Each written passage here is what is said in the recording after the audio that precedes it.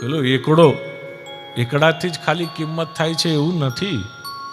પાછળ કેટલા મીંડા લાગે છે એનાથી છે. બાકી એકડાની કોઈ કિંમત.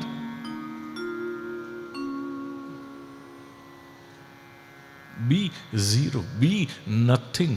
સચ્ચિદાનંદ રૂપાયનો અર્થ જ એ છે. Be nothing, be what you R.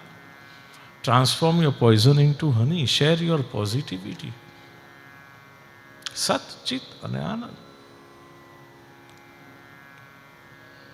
તો આપણે પણ કૃષ્ણ જ છીએ, પણ આપણે જાણી સમજીને એ થતા નથી, અથવા તો થવા માગતા નથી, યા તો આપણે થઈ શકતા નથી, અથવા તો થવાની કોશિશ કે વિચાર પણ નથી કરતા. કારણ કે વિચારમાં મૂકીએ તો અમલમાં આવે ને.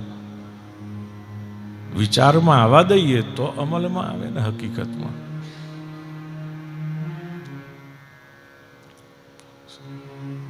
So don't go for looking good, go for being good. સારા બનો, સારા દેખાવાની કોશિશ ના કરો. એના કરતા જે છો એ બનીને રહો ને, એ શ્રેષ્ઠ છે.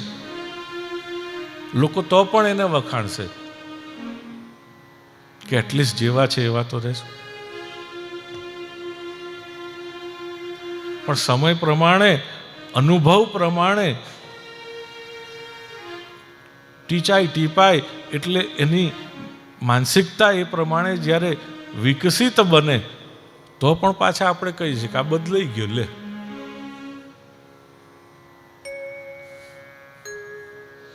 પણ એમાં જવાની જરૂર જ નથી. જે છો એમ આપણે શું કામ કોઈને એ કરવા.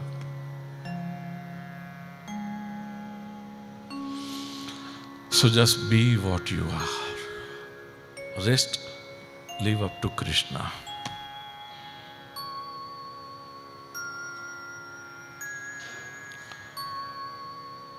ધુંધુકારીએ મહાત્મ્ય થકી અને ગોકર્ણએ મહાત્મ્ય થકી આપણને બહુ જ અદ્ભુત સુખી થવાના. કારણ કે જ્ઞાતા આત્મદેવ ગયા ગોકર્ણની પાસે અને પૂછ્યું કે મને કંઈ સુખી થવાનો રસ્તો હોય તો કહો. તો કે નચેન્દ્રસ્ય સુખમ કિંચિન ન સુખમ ચક્રવર્તિન સુખમસ્તિ વિરક્તસ્ય મુનેરેકાંત જીવિન. ન ચક્રવર્તી રાજા પાસે સુખ છે કે ન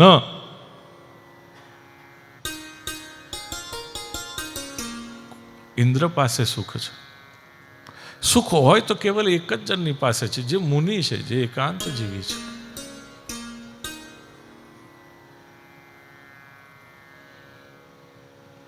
જે મળ્યું છે એને આપણે માણી નથી શકતા. એમાં આપણે ખુશ કે સુખી નથી રહી શકતા. આપણી ઘેલછાઓ બહુ છે,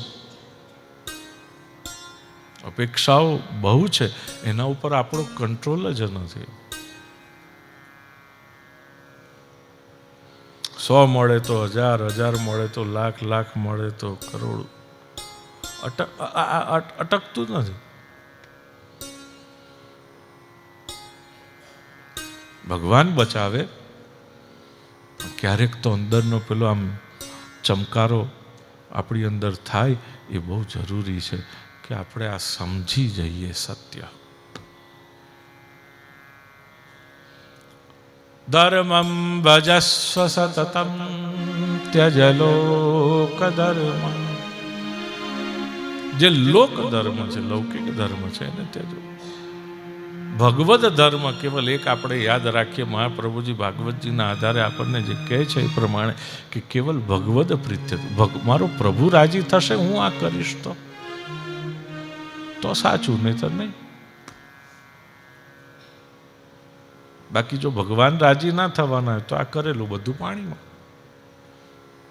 પ્રભુ શેનાથી રાજી થશે? આપણે પ્રભુનું નામ દઈએ છીએ. આ તો બધું અમારું ક્યાં કંઈ છે, બધું ભગવાનનું જ છે.